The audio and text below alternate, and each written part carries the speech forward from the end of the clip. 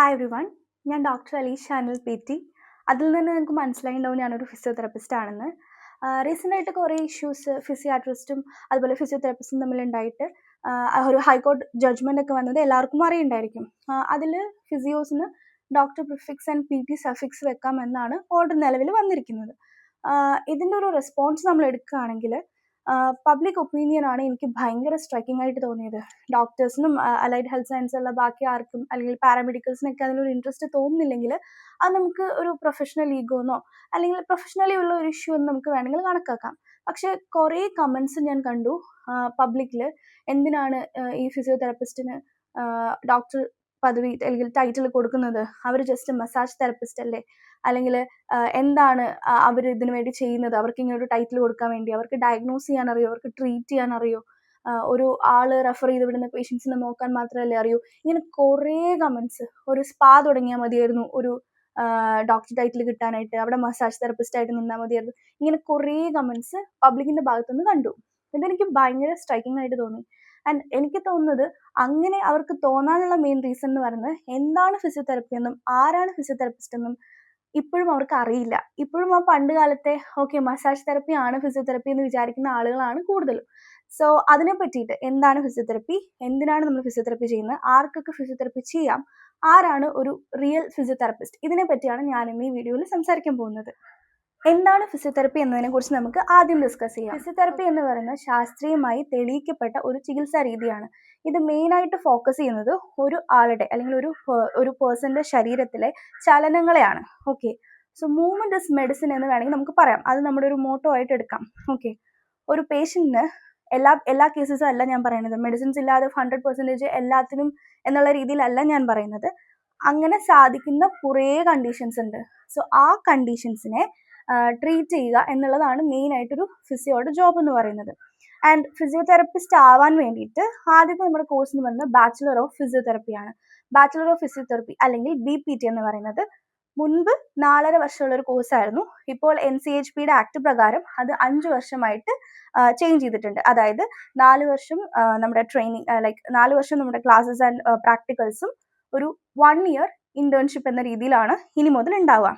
അതേപോലെ തന്നെ NEET compulsory ആക്കിയിരിക്കുകയാണ് നമുക്ക് അതിലേക്ക് അഡ്മിഷൻ കിട്ടാൻ വേണ്ടിയിട്ട്. അതേപോലെ തന്നെ ഇന്ത്യയിലൊട്ടാകെ ഒരേ ഒരു സിലബസ് എന്നുള്ളൊരു കോൺസെപ്റ്റും ഇതിലേക്ക് കൊണ്ടുവരുന്നുണ്ട്. അങ്ങനെ പല പല ഭേദഗതികൾ വരുത്തിയിട്ടുണ്ട്. BPT അല്ലാണ്ട് ഇത് ബിരുദമാണ് BPT എന്ന് പറയുന്നത്. ഇനി അതിന്റെ ബിരുദാനന്തര ബിരുദമാണ് MPT, അതായത് മാസ്റ്റർ ഓഫ് ഫിസിയോതെറപ്പി എന്ന് പറയുന്നത്. അതൊരു 2 വർഷം നീണ്ട കോഴ്സാണ്. അതിനുശേഷം നമുക്ക് വേണമെങ്കിൽ PhD എടുക്കാം. സോ ഇതാണ് അതിന്റെ ഒരു ഗ്രാഫ് ഓഫ് ഫിസിയോതെറപ്പി കോഴ്സ് എന്ന് പറയാം. BPT, MPT and any other PhD that we want. പിന്നെ ഞാൻ കുറെ കണ്ട കമന്റ്സ് ആണ് എന്ത് പഠിച്ചിട്ടാണ് ഇവർക്ക് ഫിസിയോതെറാപ്പിസ്റ്റിന് ഡോക്ടർ ടൈറ്റിൽ കൊടുക്കുന്നത്, അവരെന്താ പഠിച്ചിരിക്കുന്നത്, അവർക്ക് ഹ്യൂമൻ ബോഡിനെ പറ്റി എന്തെങ്കിലും അറിയോ എന്നുള്ള കുറേ ക്വസ്റ്റ്യൻസ് ഞാൻ കണ്ടു. സോ അതിൽ എനിക്ക് പറയാനുള്ളത് anatomy, physiology, psychology, sociology, physics, biomechanics, exercise therapy, electrotherapy, biochemistry, pharmacology, clinical, cardio clinical, neuro clinical, ortho PT, cardio PT, neuro PT, ortho, community medicine, ഇങ്ങനെ പല സബ്ജക്ട്സും പഠിച്ചിട്ടാണ് ഈ 4.5 വർഷം കൊണ്ട് ഒരു ഫിസിയോതെറപ്പിസ്റ്റ് അവരുടെ ഡിഗ്രി കംപ്ലീറ്റ് ചെയ്ത് പുറത്തേക്ക് ഇറങ്ങുന്നത്. സോ അത്രയും പഠിച്ചു വരുന്ന ഒരാൾക്ക് ഒന്നും അറിയില്ല എന്ന് പറഞ്ഞാൽ പിന്നെ ആർക്കാണ് എന്തെങ്കിലും അറിയാവുന്നത്? നിങ്ങൾ തന്നെ ഒന്ന് ആലോചിച്ച് നോക്കി. ഞങ്ങൾ മെഡിസിനും പഠിക്കുന്നുണ്ട്, പക്ഷെ ഞങ്ങൾ മെഡിസിൻ പ്രിസ്ക്രൈബ് ചെയ്യാറില്ല. ഞങ്ങൾ ആ മെഡിസിൻ പഠിക്കുന്നത് ഒരു മെഡിസിന് അതിന്റെ എല്ലാ മെഡിസിനും സൈഡ് എഫക്ട്സ് ഉണ്ടെന്നല്ല പറയുന്നത്. ചില മെഡിസിൻസ് കൊടുത്താൽ ചില പേഷ്യൻസ് ഡിസി ആവാം, അങ്ങനെ പല പല കോംപ്ലിക്കേഷൻസ് ഉള്ളവരുണ്ടാവാം. സോ അവർക്ക് എന്തൊക്കെ എക്സസൈസ് കൊടുക്കണമെന്നും എന്തൊക്കെ കൊടുക്കാൻ പാടില്ല എന്ന് ഞങ്ങൾക്ക് മനസ്സിലാവാൻ വേണ്ടിയിട്ട് ഞങ്ങൾ മെഡിസിൻസ് പഠിക്കാറുണ്ട്. മെഡിസിൻസ് ഞങ്ങൾക്ക് പ്രിസ്ക്രൈബ് ചെയ്യാനുള്ള റൈറ്റ് ഇല്ല, അത് ഞങ്ങൾ ചെയ്യാറുമില്ല. ഇനി ആരെങ്കിലും ചെയ്യുന്നതായിട്ട് നിങ്ങളുടെ അറിവിലുണ്ടെന്നുണ്ടെങ്കിൽ അത് തെറ്റായ ഒരു കാര്യമാണ്, നിങ്ങളത് റിപ്പോർട്ട് ചെയ്യേണ്ട ഒരു കാര്യമാണ്. മുമ്പേ പറഞ്ഞ സബ്ജക്ട്സ് കൂടാതെ general medicine, general surgery, paediatrics, geriatrics ഇതൊക്കെ നമ്മൾ പഠിക്കുന്നതാണ്. ആൻഡ് ഇതൊന്നും അല്ലാണ്ട് അസസ്മെന്റ് എന്നൊരു കാറ്റഗറി ഉണ്ട് നമുക്ക്. നമ്മൾ ഓരോ type of conditions, orthopaedic conditions ആവട്ടെ, ന്യൂറോളജിക്കൽ കണ്ടീഷൻസ് ആവട്ടെ, അല്ലെങ്കിൽ കാർഡിയോ കണ്ടീഷൻസ് ആവട്ടെ, ഈ കണ്ടീഷൻസിന്റെ ഒക്കെ അസസ്മെന്റ് ആൻഡ് ഡയഗ്നോസിസ്, അതായത് ഒരു പേഷ്യന്റ് നമ്മുടെ അടുത്തേക്ക് വരുമ്പോൾ അവർ വരുന്ന ഗേറ്റ് പാറ്റേൺ തൊട്ട് അവർ പറയുന്ന സയൻസ് ആയിക്കോട്ടെ, സിംറ്റംസ് ആയിക്കോട്ടെ, നമ്മൾക്ക് ഉണ്ടാകുന്ന ഒബ്ജക്റ്റീവ് അസസ്മെന്റ് ആയിക്കോട്ടെ, നമ്മൾ എടുക്കുന്ന ടെസ്റ്റുകൾ, എക്സാമിനേഷൻ ടെസ്റ്റുകൾ ആയിക്കോട്ടെ, ഇതെല്ലാം ചെയ്ത് നോക്കിയിട്ട് നമ്മളൊരു ഡയഗ്നോസിസിൽ എത്തും. അതാണ് നമ്മുടെ ഡയഗ്നോസിസ്. ഓക്കെ, സോ അങ്ങനെ ഡയഗ്നോസ് ചെയ്യാൻ കഴിവുള്ള ആളുകൾ തന്നെയാണ് ഫിസിയോതെറാപ്പിസ്റ്റ് എന്ന് പറയുന്നത്. ആൻഡ് നമ്മൾ പഠിക്കുമ്പോൾ ആക്ച്വലി ഇത് ഫണ്ണി ആയിട്ട് തോന്നും. ഞങ്ങൾ ആക്ച്വലി മാനേജ്മെന്റ് പഠിക്കുക, ജസ്റ്റ് ഫിസിയോതെറാപ്പി മാനേജ്മെന്റ് അല്ല ഒരു കണ്ടീഷൻ ഞങ്ങൾ പഠിക്കുക. ആ കണ്ടീഷന്റെ കൺസർവേറ്റീവ് മെഡിക്കൽ മാനേജ്മെന്റ് എന്ന് പറയാം. മെഡിസിൻസ് കൊടുത്ത് കംപ്ലീറ്റ് ചെയ്യാൻ പറ്റുമോ എന്നുള്ളത് നമ്മൾ നോക്കും. അതല്ല സർജറിയിലേക്ക് പോകണമെന്ന് നോക്കും. സർജറിയിലേക്ക് പോകുന്ന കേസ് ആണെങ്കിൽ പ്രീ സർജിക്കലി നമുക്ക് എന്തൊക്കെ ഫിസിയോതെറാപ്പി കൊടുക്കാമെന്നും പോസ്റ്റ് സർജറി നമുക്ക് എന്തൊക്കെ ഫിസിയോതെറാപ്പി കൊടുക്കാമെന്നും നമ്മൾ നോക്കും. പിന്നെയാണ് ശരിക്കും PT management of that condition, അതായത് ഫിസിയോതെറാപ്യൂട്ടിക് മാനേജ്മെന്റ് ഓഫ് ദാറ്റ് കണ്ടീഷൻ. ഒരു പെർട്ടിക്കുലർ കണ്ടീഷൻ, ഇപ്പോൾ സ്ട്രോക്ക് ആണെങ്കിൽ ആ സ്ട്രോക്ക് പല പല സ്റ്റേജസ് ആയിട്ടാണ് നമ്മൾ റിക്കവറിയിലേക്ക് കൊണ്ടുവരിക. ഒറ്റയടിക്ക് സ്ട്രോക്ക് വരുന്ന ഒരു പേഷ്യന്റിനെ നമുക്ക് മാജിക്കലി എണീപ്പിച്ച് നടത്തി ഓടിക്കാൻ നമുക്ക് പറ്റില്ല. അത് നമ്മൾ സ്റ്റേജസ് ആയിട്ടായിരിക്കും ചെയ്യുക. സോ ഈ പ്രോസസ്സിന് ശരിക്കും ഹെൽപ്പ് ചെയ്യുന്നത് ഫിസിയോതെറാപ്പി ആണ്. അത് ആര് സമ്മതിച്ചാലും സമ്മതിച്ചില്ലെങ്കിലും, ഐ എം നോട്ട് സെയിങ് വേറെ ഡോക്ടേഴ്സിനോ അല്ലെങ്കിൽ ന്യൂറോളജിസ്റ്റിനോ ഒന്നും ഇൻവോൾവ്മെന്റ് ഇല്ല എന്നല്ല ഞാൻ പറയുന്നത്. അവർക്കും ഇൻവോൾവ്മെന്റ് ആണ്. ഒരു പേഷ്യന്റ് ആസ് എ ഹോൾ നമ്മൾ നോക്കുമ്പോൾ ഒരു പേഷ്യന്റിന് ഇമ്പ്രൂവ്മെന്റ് വേണമെങ്കിൽ അത് ഒരു കാറ്റഗറി ഓഫ് ഡോക്ടേഴ്സ് വിചാരിച്ചാൽ നടക്കില്ല. MBBS ഡോക്ടേഴ്സും അല്ലെങ്കിൽ ഫിസിയോതെറാപ്പിസ്റ്റും അല്ലെങ്കിൽ നേഴ്സുമാരോ അങ്ങനെ ഒരു കാറ്റഗറി മാത്രം വിചാരിച്ചാൽ ഒരിക്കലും ഒരു പേഷ്യന്റിന് റിക്കവറി കിട്ടില്ല. ആ റിക്കവറി കിട്ടണമെങ്കിൽ എന്ത് വേണം? എല്ലാവരുടെയും ഒരു കമ്പൈൻഡ് ആയിട്ടുള്ള എഫേർട്ട് ആവശ്യമാണ്. ആൻഡ് ഫിസിയോതെറാപ്പി എന്ന് പറയുന്നത് തിരുമ്മലല്ലേ എന്ന് ചോദിക്കുന്നവരോട് എനിക്ക് പറയാനുള്ളത്, കൈകൊണ്ട് നമ്മൾ ചെയ്യുന്ന ടെക്നിക്കുകളെല്ലാം തിരുമ്മലല്ല. ഇപ്പോൾ ഒരു കൈറോ പ്രാക്ടീഷ്യൻ വന്നിട്ട് ബോൺ സെറ്റിംഗ് ചെയ്യുന്നു, ഓക്കെ, അത് തിരുമ്മലാണെന്ന് നിങ്ങൾക്ക് തോന്നാറുണ്ടോ? ഇല്ലല്ലോ. അതൊരു സെപ്പറേറ്റ് മെത്തേഡായിട്ടല്ലേ നിങ്ങൾക്ക് തോന്നാറ്. സോ അതേപോലെ തന്നെ ഒരു BPT കഴിഞ്ഞതിന് ശേഷം അല്ലെങ്കിൽ MPT കഴിഞ്ഞതിന് ശേഷം സെപ്പറേറ്റ് ആയിട്ടുള്ള ഓരോ സർട്ടിഫൈഡ് കോഴ്സുകളുണ്ട്. ഇപ്പം മയോഫേഷ്യൽ റിലീസ്, അത് കണ്ടാൽ നമുക്ക് മസാജാന്ന് തോന്നും. അതൊരു സെപ്പറേറ്റ് ടെക്നിക്കാണ്. ടെക്നിക്സ് ഒക്കെ പഠിച്ചതിന് ശേഷമാണ് ഈ തെറപ്പിസ്റ്റുമാർ നിങ്ങൾക്ക് എന്താ പറയുക ട്രീറ്റ്മെന്റ് തരുന്നത്. അതേപോലെ തന്നെ മസാജ് തെറപ്പി ഉണ്ട്, ഇല്ല എന്നല്ല പറയുന്നത്. പാൽസി വന്നാൽ ഒബ്വിയസ്ലി നമുക്ക് അവിടെ ഫേഷ്യൽ മസാജ് കൊടുക്കേണ്ടതായിട്ട് വരും. അത് it's part of the profession ആണ്, അല്ലാണ്ട് ഇതല്ല പ്രൊഫഷൻ. എനിക്ക് വന്ന ഒരു പേഷ്യന്റ് എന്നോടിങ്ങനെ പറഞ്ഞ ഒരു കാര്യമാണ്, ഡോക്ടർ എനിക്ക് കുറിച്ച് തരാത്തതുകൊണ്ട് എനിക്ക് ഫിസിയോതെറാപ്പിക്ക് വരാനായിട്ട് പറ്റിയില്ല, ബിക്കോസ് എനിക്ക് ഡോക്ടർ കുറിച്ച് തന്നില്ല ഇന്ന പോലെ ഫിസിയോതെറാപ്പി ചെയ്യണം എന്നുള്ളത്. ആക്ച്വലി ആരും നിങ്ങൾക്ക് കുറിച്ച് തരേണ്ട ആവശ്യമില്ല നിങ്ങൾക്ക് ഫിസിയോതെറാപ്പിക്ക് വരാനായിട്ട്. ഫിസിയോതെറാപ്പി എന്ന് പറയുന്ന ഒരു ഫസ്റ്റ് കോണ്ടാക്ട് പ്രൊഫഷനാണ്. ഫസ്റ്റ് കോണ്ടാക്ട് പ്രൊഫഷൻ എന്ന് പറഞ്ഞാൽ നിങ്ങളൊരു തെറപ്പിസ്റ്റിൻ്റെ അടുത്തേക്ക് വന്നാൽ നിങ്ങളെ അസസ് ചെയ്ത്, നിങ്ങളെ ഡയഗ്നോസ് ചെയ്ത്, നിങ്ങളുടെ അസുഖം എന്താണെന്ന് കണ്ടുപിടിച്ച് നിങ്ങൾക്ക് വേണ്ടതായിട്ടുള്ള ഫിസിയോതെറാപ്പി റിലേറ്റഡ് ട്രീറ്റ്മെന്റ്സ് തരേണ്ടത് ഉത്തരവാദിത്വമാണ് ആരുടെ? ഒരു ഫിസിയോടെ.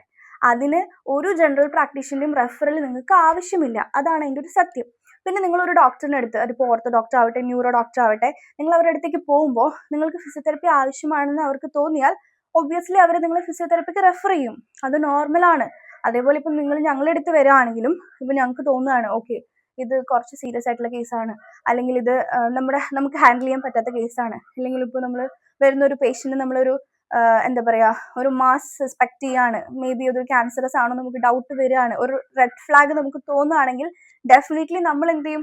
അത് റെഫർ ചെയ്ത് അതിൻ്റെ ആർക്കാണോ അത് അസസ് ചെയ്ത് ഡയഗ്നോസ് ചെയ്യാനുള്ള സ്പെഷ്യലൈസേഷൻ ഉള്ളത് നമ്മൾ അവരുടെ അടുത്തേക്ക് റെഫർ ചെയ്യും. അത് എല്ലാ ഫീൽഡിലും നടക്കുന്ന ഒരു കാര്യമാണ്. സോ അത്രയേ ഉള്ളൂ. അല്ലാണ്ട് ഒരിക്കലും ഒരു ഫിസിയോതെറാപ്പിസ്റ്റിനെ കാണാൻ നിങ്ങൾക്ക് മറ്റൊരു ജനറൽ പ്രാക്ടീഷണറിൻ്റെ, അതിന് ആരും ആയിക്കോട്ടെ, ഏത് സ്പെഷ്യലൈസേഷനുള്ള ഡോക്ടേഴ്സ് ആയിക്കോട്ടെ, അല്ലെങ്കിൽ എന്ത് കാറ്റഗറി ആയിക്കോട്ടെ, അങ്ങനെ ആരുടെയും ഒരു ആവശ്യമില്ല.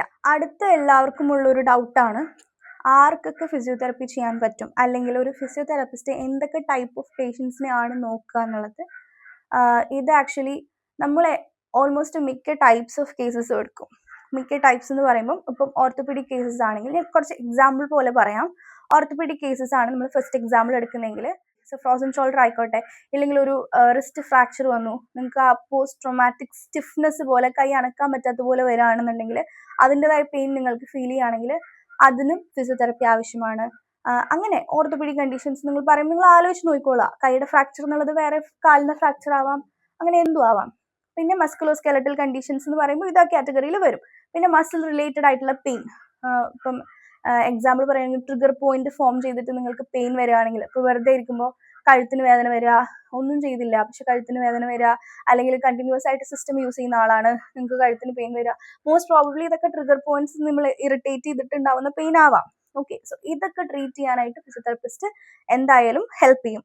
ആൻഡ് ന്യൂറോളജിക്കൽ കണ്ടീഷൻസ് എന്ന് പറയുമ്പോഴേ എല്ലാവർക്കും മനസ്സിലാവും മെയിൻ മോസ്റ്റ് ഇമ്പോർട്ടൻറ്റ് എന്ന് പറയുന്നത് സ്ട്രോക്ക് ആണ്.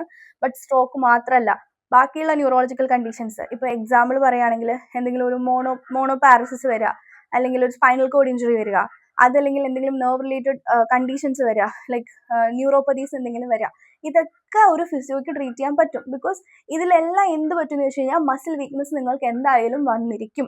മസിൽ വീക്ക്നെസ് വരുന്ന ഏതൊരു കണ്ടീഷനും നിങ്ങൾക്കൊരു റിക്കവറി വേണമെന്നുണ്ടെങ്കിൽ നിങ്ങളൊരു ഫിസിയോയെ മസ്റ്റായിട്ട് കോണ്ടാക്ട് ചെയ്തിരിക്കണം, അല്ലെങ്കിൽ കൺസൾട്ട് ചെയ്തിരിക്കണം. ഓക്കെ, ഇനി അടുത്ത ടൈപ്പ് ഓഫ് ഇത് പറയുകയാണെങ്കിൽ പീഡിയാട്രിക്സിൽ ഫിസിയോതെറപ്പിയുടെ ഇമ്പോർട്ടൻസ് എന്ന് പറഞ്ഞാൽ ഇപ്പോഴും ഒരു മനുഷ്യന് അറിയില്ല. അത് ശരിക്കും ഭയങ്കര ഷോക്കിംഗ് ആണ്. ഞാൻ എത്രയോ കുട്ടികളെ കണ്ടെന്ന് അറിയോ ഇപ്പോൾ കറക്റ്റായിട്ട് ഫിസിയോതെറപ്പി ട്രീറ്റ്മെന്റ് കിട്ടാതെ വേഴ്സണായി പോയിട്ടുള്ള കുട്ടികൾ, ഞാൻ തന്നെ ഇപ്പം ട്രീറ്റ് ചെയ്യുന്ന കുട്ടികൾ തന്നെ ഉണ്ട്. So it's really shocking. അവർക്ക് ഇനീഷ്യൽ ഇയേഴ്സിലൊന്നും കിട്ടിയിരിക്കുന്നത് കറക്റ്റ് ട്രീറ്റ്മെന്റ് അല്ല, കറക്റ്റ് ഫിസിയോതെറപ്പി കിട്ടിയില്ല എന്ന് മാത്രമല്ല, ഈവൻ അവരുടെ ട്രീറ്റ്മെന്റ് പ്രോട്ടോകോൾ പോലും ശരിയായിട്ട് തോന്നണില്ല, അത്രയും ടൈറ്റ്നെസ് ആയിട്ട് അങ്ങനെ കുറെ കുട്ടികളുണ്ട്. അതിന് ഫിസിയോതെറപ്പിയുടെ എന്താ പറയുക ഒരു റോൾ എന്ന് പറയുന്നത് നിങ്ങൾക്ക് സ്വപ്നത്തിൽ പോലും വിചാരിക്കാൻ പറ്റാത്ത റോളാണ്. ഒരു എന്താ പറയുക സ്പെഷ്യൽ കിഡിന്റെ പേരന്റിനോട് നിങ്ങൾ ചോദിച്ചു കഴിഞ്ഞാൽ അവർ പറഞ്ഞു തരും കറക്റ്റ് നിങ്ങളോട് ഫിസിയോതെറപ്പി എന്താണെന്നും അവരുടെ ലൈഫിൽ ഫിസിയോതെറപ്പി ഉണ്ടാക്കിയ ഇൻഫ്ലുവൻസ് എന്താണെന്നുള്ളതും. ആ കുഞ്ഞുങ്ങളിൽ കമിഴ്ന്നു വീഴാത്ത കുഞ്ഞുങ്ങൾ കമിഴ്ന്നു വീഴുമ്പോഴും, ഇരിക്കാത്ത കുഞ്ഞുങ്ങൾ ഇരിക്കുമ്പോഴും, നിൽക്കാത്ത കുഞ്ഞുങ്ങൾ നിൽക്കുമ്പോഴും, നടക്കുമ്പോഴും നമുക്ക് ഉണ്ടാകുന്ന ഒരു ഹാപ്പിനെസ് എന്ന് പറയുന്നത് എങ്ങനെ പറഞ്ഞാലും അത് പറഞ്ഞറിയിക്കാൻ പറ്റാത്തത്ര ഒരു സന്തോഷമാണ്. ഓക്കെ, സോ അതാണ് പീഡിയാട്രിക്സിന്റെ ഒരു ഭാഗം നോക്കി കഴിഞ്ഞു കഴിഞ്ഞാൽ. എന്തൊക്കെ കണ്ടീഷൻസ് ചെയ്യും എന്ന് ചോദിച്ചു കഴിഞ്ഞാൽ CP നമ്മൾ നോക്കും, അല്ലെങ്കിൽ എന്തെങ്കിലും genetic conditions like down syndrome ഒക്കെ നോക്കും. അതുപോലെ ഈവൻ OT ആണ് മെയിൻ ആയിട്ട് ചെയ്യുന്നതെങ്കിലും സെൻസറി ഇന്റഗ്രേഷൻ ഒക്കെ ചെയ്യുന്ന ഫിസിയോതെറപ്പിസ്റ്റ് ഉണ്ട്. ബിക്കോസ് സർട്ടിഫൈഡ് ആയിട്ടുള്ള ഫിസിയോതെറപ്പിസ്റ്റ്മാരും ഉണ്ട് ഇന്നത്തെ കാലത്ത്. ഓക്കെ, സോ അങ്ങനെ വരുമ്പോൾ ഓട്ടിസം, ADHD അങ്ങനെയുള്ള എല്ലാ കണ്ടീഷൻസും എന്താണ് ഫിസിയോസും ഹാൻഡിൽ ചെയ്യാൻ ഓക്കെ ആണ്. OT ആണത്, ഒക്കുപേഷണൽ തെറപ്പിസ്റ്റ് ആണത് മെയിൻ ആയിട്ട് ഹാൻഡിൽ ചെയ്യുക. ബട്ട് സ്റ്റിൽ ഫിസിയോസും ചെയ്യാറുണ്ട്. ഇനി ജീറിയാട്രിക് കണ്ടീഷൻ എടുക്കുമ്പോഴത്തേക്കും ഏറ്റവും വലിയൊരു കോമൺ ആയിട്ടുള്ള സാധനമാണ് ഫോൾ. അപ്പോൾ ഫോൾ പ്രിവെൻഷൻ ഏറ്റവും അധികം ഹെൽപ്പ് ചെയ്യുന്ന ഒന്നാണ്. ബാലൻസ് ആൻഡ് കോർഡിനേഷൻ ഇമ്പ്രൂവ് ചെയ്യാനായിട്ടൊക്കെ ഹെൽപ്പ് ചെയ്യാൻ ഫിസിയോസിനെ കൊണ്ട് പറ്റും. അതിന്റെ റോൾ ആക്ച്വലി ആളുകൾ മനസ്സിലാക്കി വരുന്നതേ ഉള്ളൂ. ഇനി മനസ്സിലാവാത്ത ആൾക്കാർക്ക് വേണ്ടിയിട്ടാണ് ഞാൻ ഇതൊക്കെ എക്സ്പ്ലെയിൻ ചെയ്യുന്നത്. എന്തൊക്കെ കണ്ടീഷൻസിന് ഫിസിയോതെറപ്പി യൂസ് ചെയ്യാം എന്നുള്ളതിനെ പറ്റി ഒരു ഡീറ്റെയിൽഡ് വീഡിയോ ഞാൻ അടുത്ത് ചെയ്യുന്നതായിരിക്കും. ഓക്കെ, സോ എനിക്കൊരു കാര്യമേ പറയാനുള്ളൂ, എല്ലാ പ്രൊഫഷനും അതിൻ്റെതായ ഡിഗ്നിറ്റി ഉണ്ട്. അതിനിപ്പം MBBS ഡോക്ടേഴ്സ് ആയാലും, ഫിസിയോതെറപ്പി ഡോക്ടേഴ്സ് ആയാലും, നഴ്സസ് ആയാലും, അല്ലെങ്കിൽ മറ്റേതെങ്കിലും ഏത് പാരാമെഡിക്കൽ അല്ലെങ്കിൽ അലൈഡ് ഹെൽത്ത് ഇതാണെങ്കിലും അവർക്കെല്ലാം അവരുടേതായ റോൾ ഇൻ ഹെൽത്ത് കെയർ ഉണ്ട്. ഓക്കെ, സോ ഇവരെല്ലാം കമ്പൈൻഡ് ആൻഡ് കോർഡിനേറ്റഡ് ആയിട്ട് വർക്ക് ചെയ്താൽ മാത്രമേ ഒരു പേഷ്യന്റിന് റിക്കവറി ഉണ്ടാവുള്ളൂ. And end of the day നമ്മുടെ എയിം എന്ന് പറയുന്നത് patient recovery and patient wellbeing ആണ്. സോ അതാണ് നമ്മുടെ ഉദ്ദേശമെങ്കിൽ we should respect each other, egoistic ആവാൻ പാടില്ല. സോ ഈ കാര്യങ്ങളൊക്കെ മൈൻഡിൽ വെച്ചാൽ തന്നെ പകുതി നമ്മൾ ഓക്കെ ആയി. പേഷ്യന്റിനാണ് അതിൻ്റെ ഗുണം കിട്ടുക എന്നുള്ളത് നമ്മൾ എല്ലാവരും ചിന്തിക്കേണ്ട ഒരു കാര്യമാണ്. So thank you for watching. Physiotherapy related ആയിട്ടുള്ള എന്ത് ഡൗട്ട്സിനും നിങ്ങൾക്ക് എന്നെ കോൺടാക്ട് ചെയ്യാവുന്നതാണ്. ഞാൻ എൻ്റെ കോൺടാക്ട് നമ്പർ താഴെ ഡിസ്ക്രിപ്ഷനിലും എൻ്റെ ഇൻസ്റ്റാഗ്രാം പേജിൽ താഴെ മെൻഷൻ ചെയ്തേക്കാം. എന്ത് ഡൗട്ട്സ് ഉണ്ടെങ്കിലും നിങ്ങൾക്ക് ഡയറക്റ്റ്ലി എന്നെ കോൺടാക്ട് ചെയ്യുന്നതാണ്. കൺസൾട്ടേഷനും അവൈലബിൾ ആണ്. Thank you.